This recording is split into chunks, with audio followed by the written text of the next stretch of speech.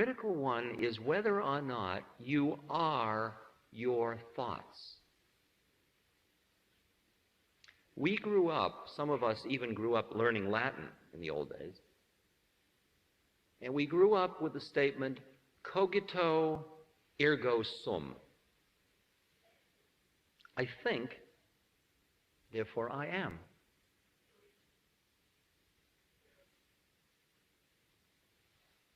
It turns out that it would be more to the mark to say, I am, and I think. Thinking is a power that you and I have. It allows us to symbolize. It allows us to remember, to plan, to define ourselves, to know who we think we are. It's such an incredibly interesting and fascinating power. Like there's a Chinese curse, may you be born in a fascinating time, which I love. Because you get lost into it.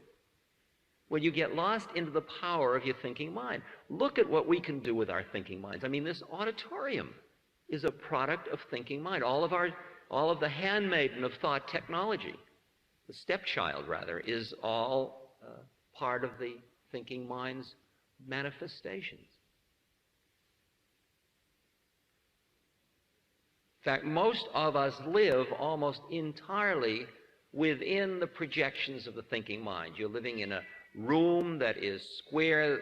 Notice very few things in nature are square, but the thinking mind creates sharp, flat planes and so on.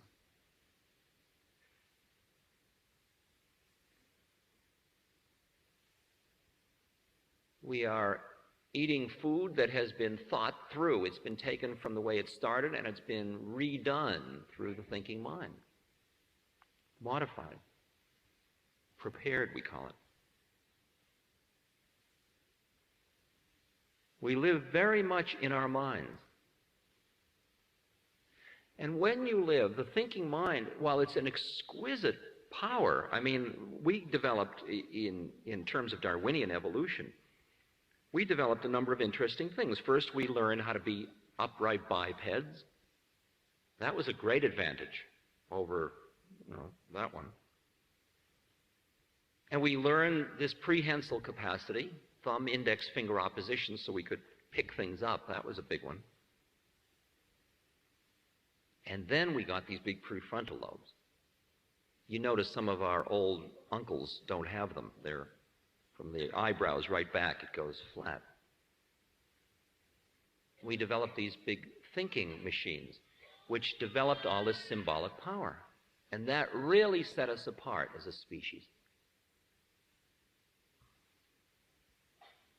This thinking mind, which is so incredibly powerful, the Easterners know, they say, don't get caught in the siddhis that come along the way. S-I-D-D-H-I-S, which means the powers that you develop along the way. And one of the powers you and I have is the power of this intellect. Well, it's like the power to know we know. Well, I really know that. But it's beginning to dawn on us that there's a difference between knowledge and wisdom. Because we are beginning to see a lot of people who know a lot of stuff, but they are not very wise. Do you notice that? I mean, we have a lot of them in politics. Like Henry Kissinger is a very knowledgeable man, but I very rarely feel a sense of great wisdom in his being. I don't mean to put him down. He's just another being like us. But I think what we have worshipped in a culture that worships the intellect is we have worshipped knowledgeable people rather than wise people. And there's a way in which you and I, the way we are gathered here tonight and what we're doing here, is we are in wise person training. And wisdom has a certain innocence to it. And it's different than the intellect. Because it turns out that the intellect is only one way of knowing the world. We think of it as the only computer program in town. And for years, in a kind of chauvinistic way, we said, well, tough-minded people, they're that's it. Then there are these wishy-washy people, very often women, we said, who use intuition. You'd say, how do you know that's going to happen? And she would say, intuition. You'd say, oh, you women. I mean, this is an old movie, an old B movie from years back. Well, bizarrely enough, it turns out that the intuitive mind-heart is a more profound way of knowing the universe than the analytic, intellectual, linear mind. But it isn't as if we have to choose one versus the other. We've got both of them. The only thing we have to change is the relative power positions of them. Because most of us are functioning trusting our rational minds and often rejecting our intuition. Animals don't reject their intuition. Babies don't. It's very funny because being a holy man as I am, I come into somebody's home and they have a baby, you see. And now if you're a beautiful, loving being like I am, the baby is supposed to coo and giggle. And I walk in, the baby goes, wah! And I'm saying, nice baby, you know, hello, you old Tibetan Lama, you. They go, wah! And it's terribly embarrassing. I mean, how can I be somebody so holy if the baby is seeing right through me? Dogs go, grrr, you know, I mean. You know that feeling when you go in and you're feeling all loving and the dog goes, grrr, and you think, gee, what did he see? What did the dog see? Because you know the dog is sensing usually its own paranoid projections, but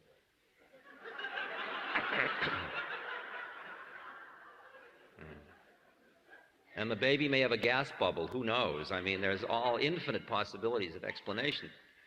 But if you're unsure and you needed the baby and the dog's intuition to tell you you're okay, that's using the environment for feedback, using those feedback loops all the time. That's because you don't think you are okay.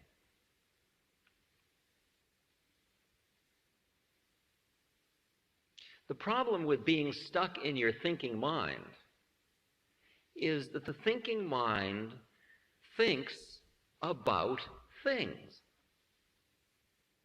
So it thinks about the world. So you are always the distance of one thought away from life. Because everything becomes an object.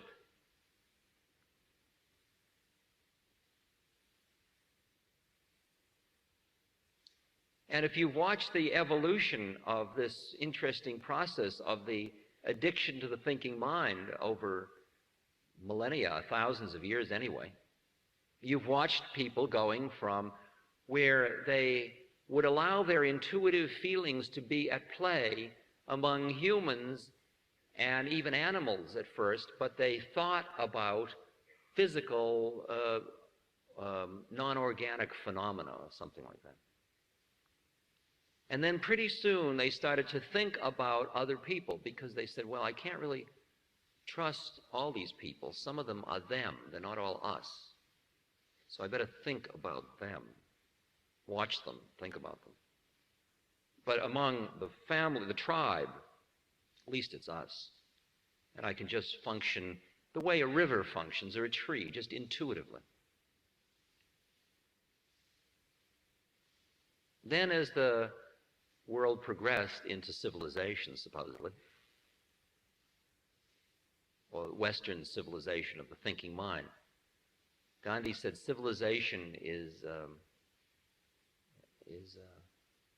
the art of voluntary renunciation. Somebody said, what do you think of Western civilization? He said, I didn't know there were any. I don't think he would have said something as nasty as that, but that's what they say, Gandhi said. As civilization evolved, it got to the point where you said, well, I can't, or not only can't trust all those people, but you know, even in my own tribe, there are some people that are going to be watched. But the one thing I've got is my family. And then things progressed, and you said, well, you know, in the family, you know, there's this generational difference, and my parents don't really understand me. Or my kids really are different. I better think about it and watch it. I mean, at least I can be intuitive with my spouse, or people of my own generation, or grew up ultimate in what we call an alienated society. Not sure I trust me. I mean, these neuroses, I'll go to a therapist and discuss him. And I become an object to myself. And I am feeling even isolated from my own identities. The thinking mind isolates. It keeps reinforcing your sense of separateness. Because you are always thinking about objects. And the more you think inward, self-reflect, the more even you become an object to yourself until the whole universe is objects, and it's like you're in a plastic telephone booth, which you're screaming because you're starving to death, even though you're rubbing bodies and making love, and do you love me, and do I love you, and here we are. But it's all thinking. You're thinking. You're making love through thinking. You're relating through thinking. And you've scrunched down that intuitive space.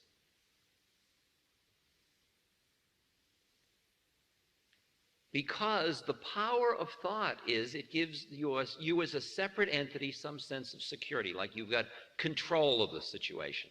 I know where it's at. What Florence Kluckhohn, the anthropologist, calls societies in which it's man over nature. Control and mastery are the games of the West. We are busy being in control and mastery games. I can wipe out the mosquitoes. I'll get rid of everything that gets in the way of me having paradise. And I'll be in control of it.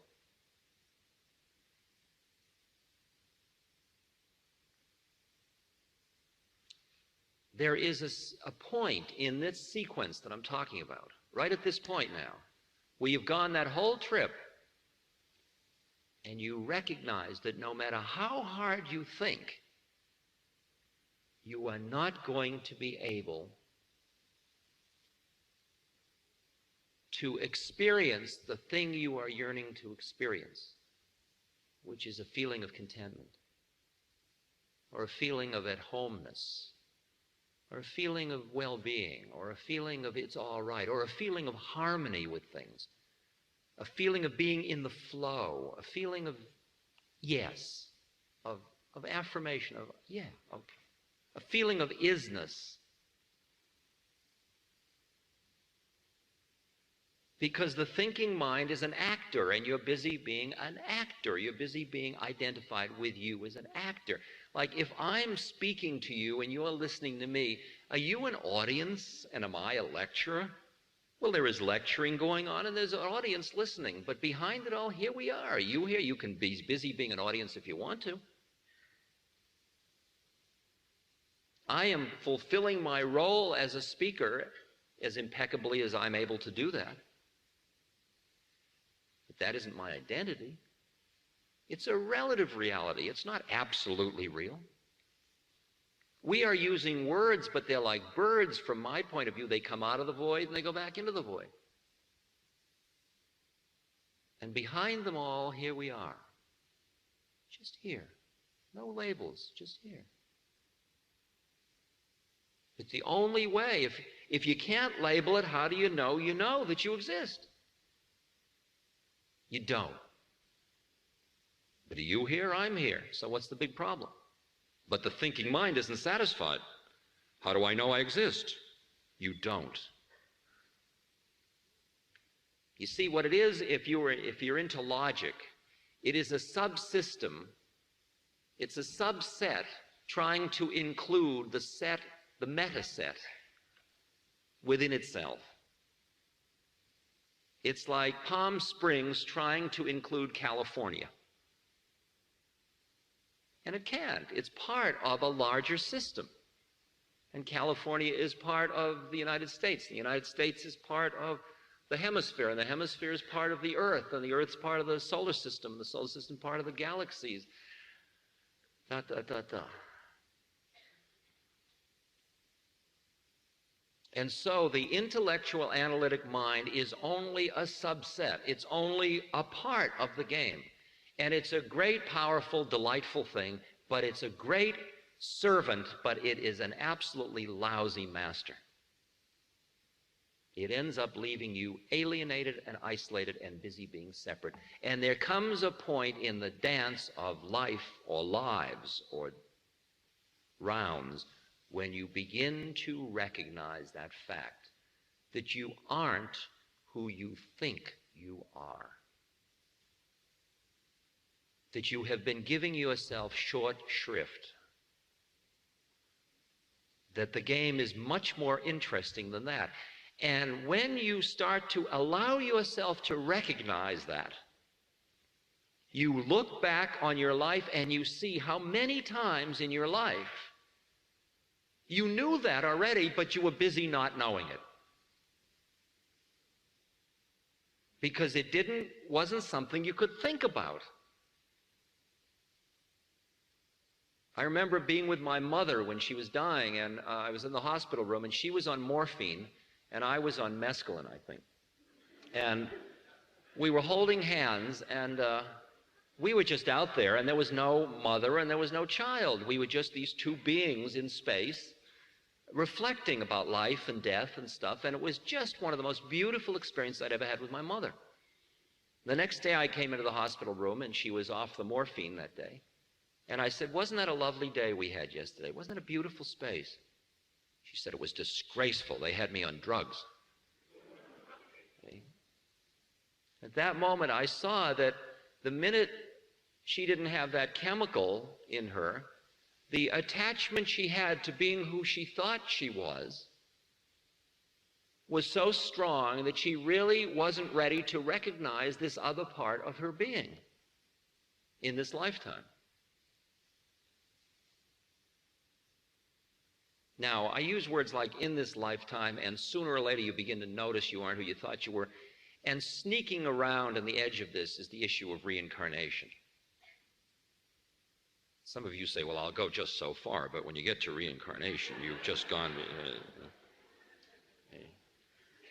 And in fact, in the Bible, in the councils of Constantinople, Nicaea, and Trent, from about 300 to 586 or something like that, they selected what would end up in the Bible, and they selected out most of the stuff that, in fact, almost all the stuff that had to do with reincarnation, because it undercut the church. Because if you were just coming through here, passing through in another round, it didn't have the same power as if this was the one. Oh, here I am again. What do you know? Oh, life. Ah, death. Oh, that was a quick one. I mean, we're a little bit like, there are these images of how many times you've been born. Like as many as grains of sand on a beach or something like that, or a mountain 6 miles long and 6 miles wide and 6 miles high, and every 100 years one bird flies over the mountain with a silk scarf in its mouth and runs the scarf across the top of the mountain. In the length of time it takes for the silk scarf to wear away the mountain, that's how long you've been doing this. So you're like one of those little bugs that's born in the morning and dies in the evening, and around noon it says, "This is life."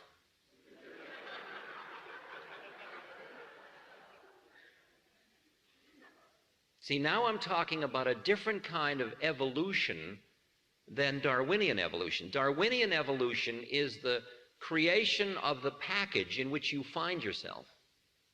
And you went through your Neanderthal period and on and on and on this particular round, on this particular planet. Who you are is quite a different ballgame, quite a different matter entirely. You say, well, is reincarnation real? No.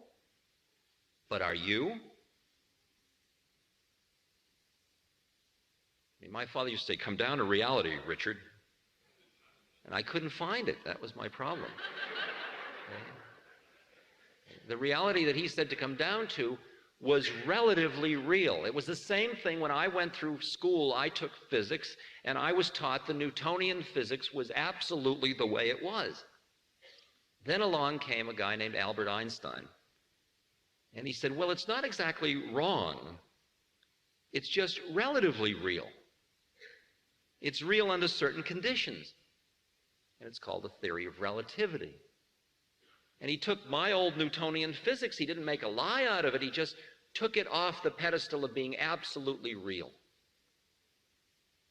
And what you have done, and I have done, and many of us have done, is those experiences we've had in which we have been in another way of knowing the universe, we have treated either as hallucinations, or I was dreaming, or I was, I don't know, I just don't know where I was just now.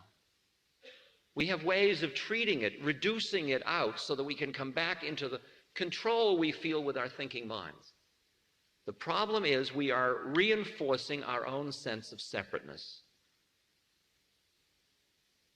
And in that world of separateness, you're constantly locking doors to protect something and feeling drier and drier in the process. You're turning off the life juice, the flow of the universe, just in order to protect something.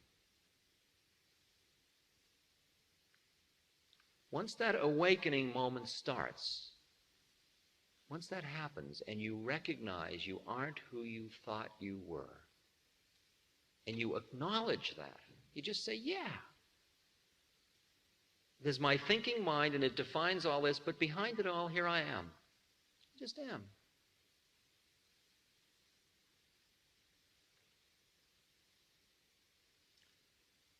I'll tell you how far out it gets when you keep working it. You see, I am, and then there is this body, and there is this personality, and it comes and it goes, and this is aging. This foot is older than it was 20 years ago. Interesting. Here I am.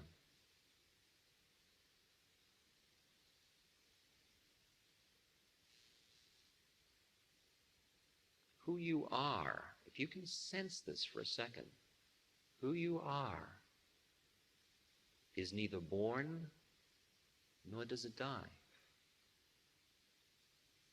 Who you are neither comes nor goes. Who you are just is. You could call it awareness. Call it isness. Any word you call it is just a word that your thinking mind creates to try to get hold of it. But you can't get hold of who you are. You just are it. And the minute you can relax into this interesting, intuitive allowance, acceptance, spacious presence, the whole meaning of the game changes.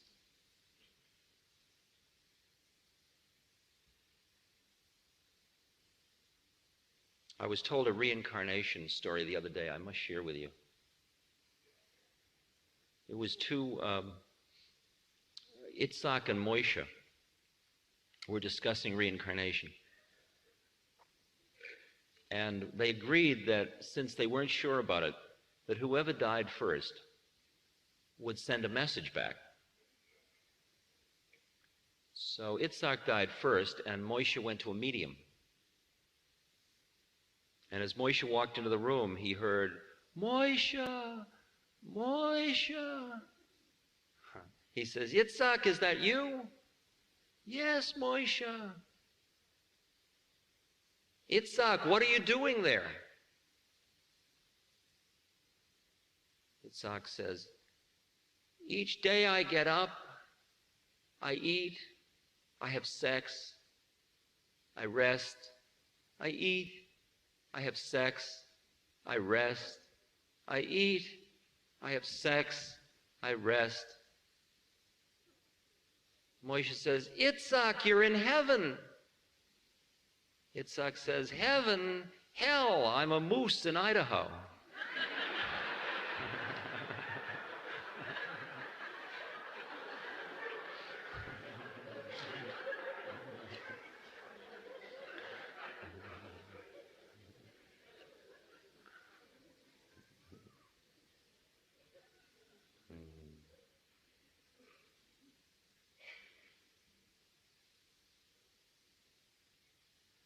I mean, you've dreamed at night. And then you wake up and you say, boy, that was a dream. And have you ever had the experience where you wake up and you say, that was a dream, and then you later find you're still in a dream? You're dreaming within a dream? Ever had that experience? Huh. Well, wait till you wake up from this one. I could have sworn I was sitting in an auditorium in Palm Springs. You were there. I'm telling you, Sam, you were there. It was so real. Have you ever said that in the morning? Why do you think this one isn't? No, this is reality. I'm awake. Ha, ha, ha, ha. That's all I can say to you. The game is just much more fun than most people are playing it because they're busy being somebody. Now, functionally, we have to be somebody. We can't relate other than through our somebodyness, but you don't have to get lost in it. I'm like a renter, Ram Dass. You rent me and you wind me up and out comes Dharma. That's it. I mean, I'm a...